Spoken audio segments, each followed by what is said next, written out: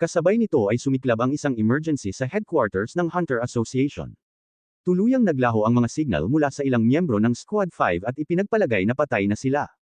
Nabigla ang management at ang mas malala pa ay sunod-sunod na pumasok ang mga ulat ng karagdagang mga nasawi mula sa iba pang mga squad. Buisit, ano ba talaga ang nangyayari sa lugar na yun?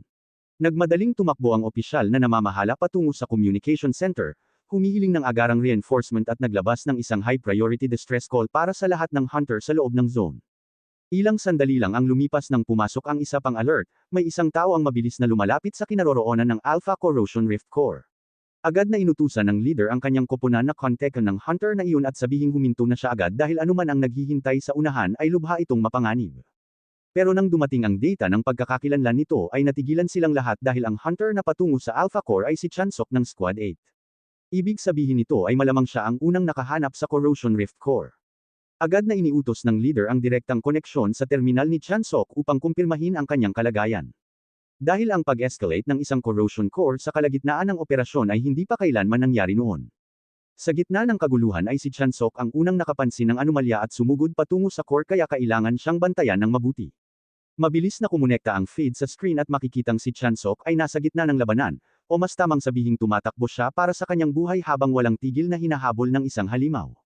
Mas malakas ang nilalang kaysa sa inaasahan niya at nakakatakot ang bilis nito. Pagkatapos umalingaw ang boses ni Chansok sa channel ng Hunter Association ay sobrang lakas ng halimaw na nasa likuran niya. Ang pagiging buhay pa niya sa puntong yun ay purong swerte na lamang.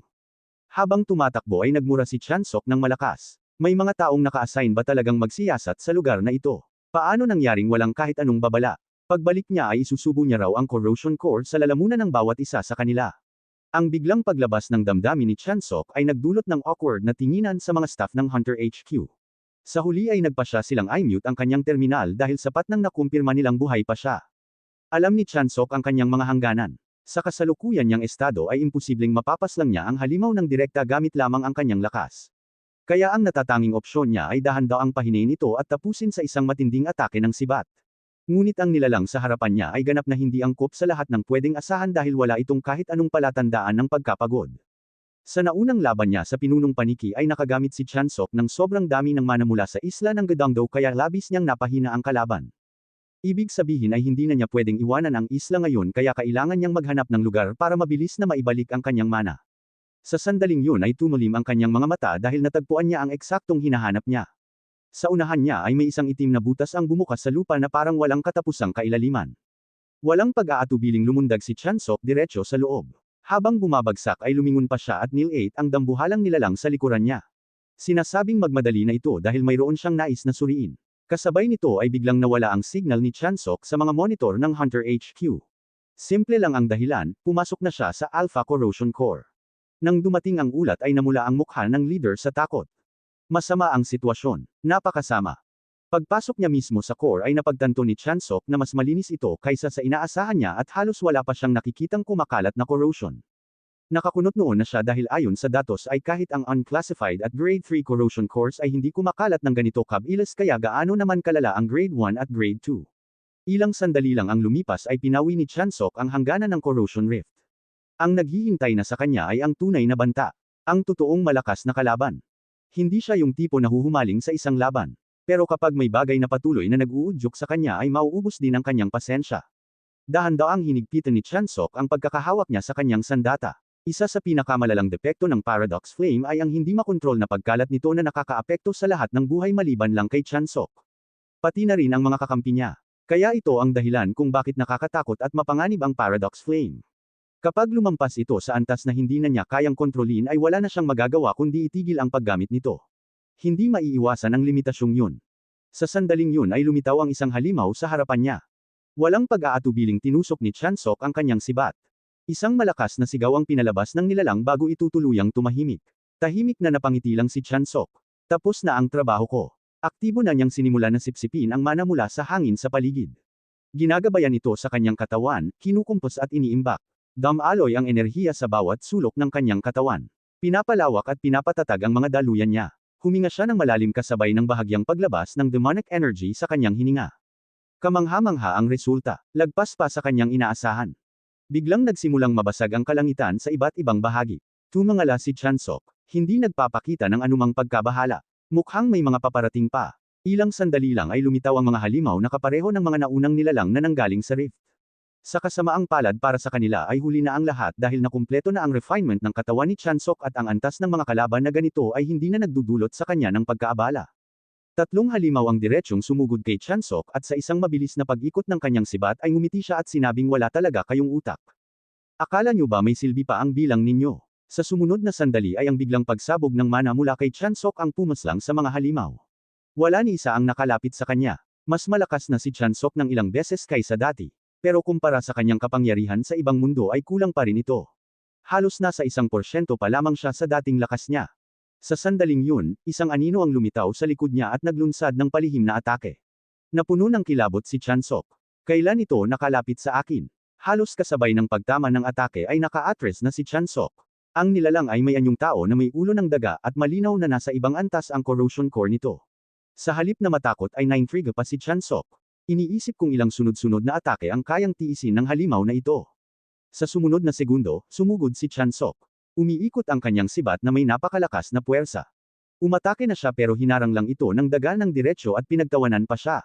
Sinabi ng nilalang na masyadong mabagal ang atake mo. Ang hindi nito alam ay hindi pa yun ang pinakamabilis na atake ni Chansok. Pero sapat na ang atake niya para sirain ang sandata ng kalaban.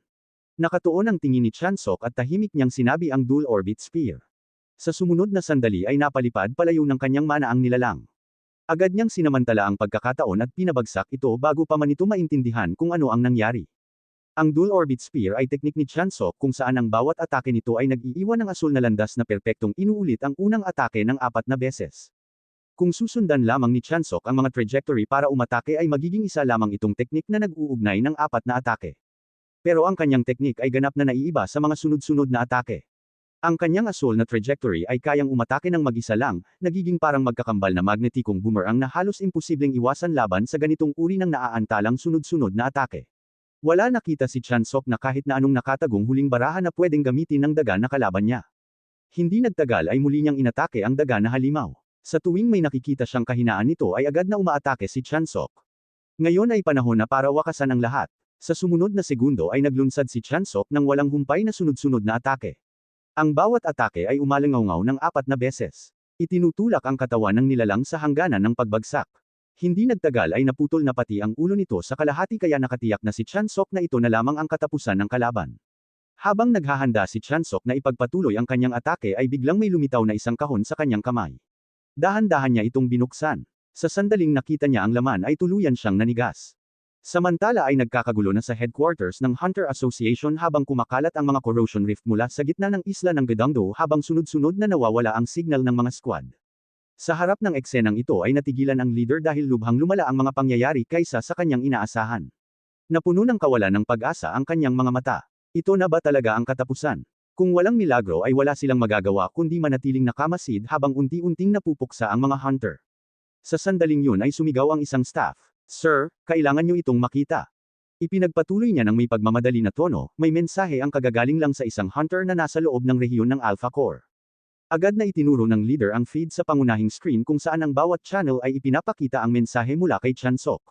Kinumpirma ng mensahe na nawala na ang signal ng corrosion core. Tuluyan na itong nawasak at ang lahat ng corrosion entities na nakasalubong ng mga hunter ay naglaho na. Nang makita niya ito ay halos hindi makapaniwala ang leader. Saksi siya sa isang milagro gamit ang kanyang sariling mga mata. Pagkatapos ipadala ang mensahe ay huminga na ng malalim si Chansok. Tumangala siya sa kalangitan. Napansin ang dami ng mga bituin na kitang-kita pa at higit sa lahat ay kung gaano kasariwa ang hangin, ito ay mas mabuti pa kaysa sa ibang mundo. 2 minuto sa nakaraan habang may isang dambuhalang alon ng mga halimaw ang dumagsa mula sa rift. Sa sandaling iyon ay nakikipaglaban si Hansang kasama ang kanyang kakampi. Ang kanyang katawan ay napuno na ng sugat. Halos hindi na niya mahawakan ang kanyang sandata. Pero sa sumunod na sandali ay isang biglaang pagsikap ang pumawi sa kanya. Pinag-ibon niya ang kanyang kanang braso at pinilit niyang higpitan ang kanyang mga daliri sa espada. Nakatuon ang kanyang mga mata sa mga halimaw sa harapan niya. Ngayon ay mas marami na ang bilang nila kaysa noong may liwanag pa ng araw at higit sa lahat. Hindi pa nila natatagpuan si Chansok matapos silang magising. Mula sa likuran niya ay tinawag siya ni Kim Minjae. Miss Han, sa tingin mo ba ay makakaligtas pa tayo dahil nagsisimula na akong mabalisa? At hindi naman ito dahil sa labis na takot sapagkat sa kanilang harapan ay ang nagsisiksikan ng hukbo ng mga halimaw. Sapat na ito para durugan sila kapag sila ay sabay-sabay na sumugod. Muling tumingin si Han Sang-a kay Kim Min-jae. Malinaw na malapit na niyang maabot ang kanyang hangganan. Hindi niya alam kung makakaligtas sila o kung gaano pa siya makakatagal. Pero tiyak na hindi siya pwedeng bumagsak dito. Sa sumunod na segundo ay may isang nakakakilabot na halimaw ang sumugod diretso kay Han Sang-a. Agad na tumulim ang kanyang tingin. Bahagyang yumuko ang kanyang katawan at sumabog ang kuryenteng enerhiya sa kanyang kamay sa isang marahas na pagsabog. Dito niya napagtanto na tuluyan ng nanlamig ang kanyang mga binti. Hindi niya alam kung kailan pa ito nagsimula. Ang mas malala pa ay may tatlong halimaw ang unti-unti nang lumalapit mula sa harapan niya. Naiinis si Kim Min-jae pero wala na siyang lakas para magbigay pa ng suporta. Isa sa mga halimaw ay halos itanim na ang kanyang mga pangil sa leeg ni Han Sang-a. Hindi matiis ang kasunod kaya pinaikit na lang ni Kim Min-jae ang kanyang mga mata. Lumipas ang 5 segundo pero hindi niya pa rin naririnig ang inaasahan niyang sigaw. Nang muling binuksan nila ang kanilang mga mata ay sinalubong sila ng nakakagulat na tanawin. Ang lahat ng mga halimaw sa harapan nila ay biglang naglaho at tuluyang naging abo na tinatangay ng hangin. Kinabukasan ay muling nagpakita si Chansok sa mga kasamahan niya sa Hunter Assembly Point sa Gyudongdo Island.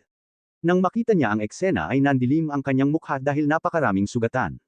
Naguluhan siya na baka nagwala ang corrosion rift habang wala siya. Nang makita nila si Chansok ay hindi sila makapaniwala. Ikaw, talaga bang niligpit mo ng mag-isa ang isang grade 3 na corrosion rift? Pero dahil sa kanyang payat na pangangatawan ay gaano man nila siya suriin ay mukhang hindi niya kayang gawin yun ng mag-isa niya lang. Naglakad si Chansok ng kaunti pa at hindi nagtagal ay nakita na niya ang mga miyembro ng Squad 8. Tunay na nabigla si Kim Min-jae.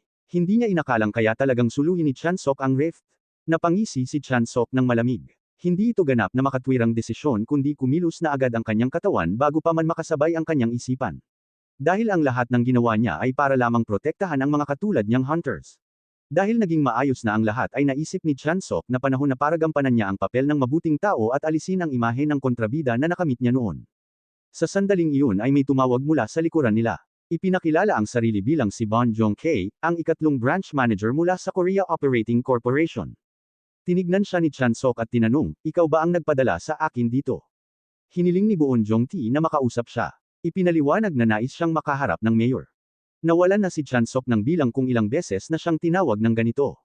Tila naging ugali na ng mga matatanda ang mag-utos sa ganitong paraan. Nang maisip niya ito, bigla niyang naalala ang isang mahalagang bagay. Walang binanggit sa kontrata tungkol sa anumang gantimpala para sa pagpaslang ng isang grade 3 na pagbabanta. Kaya dahil narito na siya ay may katuturan lang na pag-usapan nila ang gantimpala niya. Nang bumaba si Chansok sa kotse ay nilapitan siya ng isa pang lalaki at kusa itong bumati. Ipinakilala niya ang sarili bilang si Lee Pil-jae, isang opisyal para sa komunikasyon at ugnayan. Habang naglalakad ay ipinaliwanag ni Pil-jae na matagal nang inaabangan ng mayor ang pagpupulong na ito at labis siyang nabigla nung dumating ang ulat ng Gyudongdo Island kaninang madaling araw. Agad na iniutos ng mayor na ayusin ang pagpupulong na ito, kinansela pa niya ang lahat ng iba pang mga usapan para makausap ng maayos si Chansok. Ang isang baguhan na mag-isa lang na sinira ang Grade 3 Corrosion Rift ay isang bagay na hindi nangyari mula pa noong panahon ng unang henerasyon ng mga veteranong hunter. Hindi naman inaasahan ni Chansok na marinig na may isang tao sa malayong nakaraan ang nakagawa na rin ng parehong tagumpay niya kaya nakakatiyak siyang isang pambihirang tao yun. Ilang sandali lang ang lumipas ay nakarating na si Chansok sa opisina ng mayor. Isang bahagyang matabang lalaki ang lumitaw sa kanyang harapan at masayang nakangiti. Maligayang pagdating, ako si Park Gun, mayor ng lungsod na ito. Paumanhin sa pagtawag sa iyo sa isang makulimlim na araw. Inanyayahan niya si Chansok sa kanyang pribadong kapehan. Umaasa kung pwede silang umupo at talakayin ang mga bagay ng maayos. Bilang mayor ng Inan ay matagal nang naging malaking pasanin para sa kanya ang Gyudongdo Island. Dahil tanging sa paglutas nito, maaari lamang na maaprubahan ang pondo at ang pakikipag-ayos sa mga mamahaling korporasyon at samahan na kilalang mahirap na gawin. Uminom lang si Chansok ng kape. Tahimik na iniisip na gusto niyang pilitin ang mayor para sa isang disenteng kabayaran sa kanya. Nang malaman ng mayor na sa papel, si Chansok ay isa pa ring baguhan ay kitang-kita ang kanyang pagmamalaki. Ang reaksyon na iyon ay tunay na nagpalito kay Chansok. Hindi niya maunawaan kung paano biglang nagbago ang sitwasyon. Yun pala ay dahil ang Incheon ay isa sa mga pangunahing rehiyon ng bansa at dahil sa mga makabago nitong pasilidad sa paliparan ay araw-araw na dumadaloy dito ang malalaking sistema ng paghahatid ng mga kalakal. Bukod pa rito, ang proyektong pangkabuhayan ay nagbago sa mga lugar tulad ng Songdo at Cheong na bilang mga internasyonal na mga syudad na umaakit ng napakaraming dayuhang mamumuhunan. Sa napakalaking puhunan na umiikot sa malawak na lugar ng Incheon at mga kalakal na ipinapadala sa paliparan, lahat ng palatandaan ay nagpapakita na ang landas ni Chansok bilang hunter ay hindi pangkaraniwan na halos para bang inihanda siya para magtagumpay. Sa puntong iyon ay pinutol siya ni Chansok. Nais niya munang linawin ang isang bagay. Kung mag-aalok kayo ng suporta ng ganito kalaki ay aasahan kong may hihingin rin kayong kapalit. Halimbawa, tulungan ng isang mayor na bumababa na ang pagtingin ng tao sa kanya masigurong matagumpay siya sa muling halalan. Umubo lang ang mayor at ngumiti ng magaan. Talaga namang mahusay ang iyong kaalaman. Ngayon ay wala ng bagay na meet at tago sa mga telepono. Nagsaliksik si Chan Sok sa internet. Matatapos na ang panunungkulan ng mayor sa unang bahagi ng susunod na taon at batay sa kasalukuyang sitwasyon ng pangkalahatang opinyon ay maliit ang kanyang tsansa na manalo muli. Pumintig ang pawis sa mukha ng namumuno. Diretso ka talaga magsalita. Wika niya. Pero sa prosesong ito ay hindi mo ba kailangan ng pahintulot ng pamahalaang lungsod ng Incheon?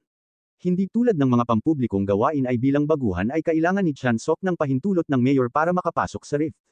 At kung mahusay nila itong gagawin ay madali ring maipapakita ng mayor na siya ang nakatuklas ng isang henyong hunter. Sa huli ay may iwan na lang si Chan Sok sa sarili niyang kwento at pwede pang mapunta sa mayor ang tagumpay. Ipinaliwanag pa ng mayor na salamat sa mga pasilidad na nabanggit niya kanina ay may mga malalapit siyang ugnayan sa maraming lokal at internasyonal na korporasyon. Hinawakan niya ang isang pakete ng kape na nasa lamesa bilang halimbawa. Malapit nang matapos ang kasunduan ng tatak na ito at madali lang na ang mukha mo ang milalagay sa pakete. At hindi lang nag-iisang oportunidad ang naririto para sa iyo. Sa puntong iyon ay pinutol siya ni Chan Sok. Tahimik ngunit matalim ang kanyang tono. Mukha ba akong mura para sa iyo? Agad na namutla ang mukha ng mayor. Halatang hindi siya handa sa sinabi ni Chan Sok. Nakasubaybay palagi si Chan Sok sa balita at tila ang mundong ito ay sabik na sabik para sa bagong mukha. Isang taong kayang lagpasan ang kadiliman na bumabalot sa mundo. Lumalim ang kanyang tingin habang ipinagpatuloy na palagi mong sinasabi na maibibigay mo sa akin ang lahat. Pero yon ay mga bagay na sa huli ay kukunin ko rin para sa sarili ko. Hindi ba't parang hindi patas yon? Nag-alok ang mayor ng karagdagang mga benepisyo tulad ng pagtatalaga kay Chan Sok sa isang ligtas at mataas na bayad na mga tungkulin. Pero para kay Chan Sok ay ganap itong nakakabagot. Kumaway lang siya ng padalos-dalos at naghanda ng umalis. Hiling pa niyang iparating ng mayor ang kanyang pagbati sa kasalukuyang kinatawan ng tatak ng kape. Pagkatapos ng lahat ay dahil sa pagtanggi ni Chan Sok ay pwede pa ring patuloy na kumatawan ang taong iyon sa tatak. Samantala ay sa ilalim ng isang tulay sa ibang lugar ay may dalawang lalaki ang nasa dilim. Tahimik na nagsalita ang isa sa kanila. Mukhang nabigo ang eksperimento sa Gadongdo Island. Ang lalaking nakaluhod sa sahig ay patuloy na humihingi ng paumanhin bagamat idinagdag niyang may isa namang magandang balita. Nang marinig ang salitang magandang balita ay agad na nagpakita ng interes ang nakatayo. Ang sinasabing magandang balita ay ang isang video na iniingatan ng samahan mula sa pagsusulit para maging hunter. Malinaw na ipinapakita ni Chan Sok na ginagamit ang Paradox Flame. Habang pinapanood ang recording ay dahan-daang ngumiti ang lalaki. Talaga namang nag-iwan ng matinding alaala ang baguhan na iyon.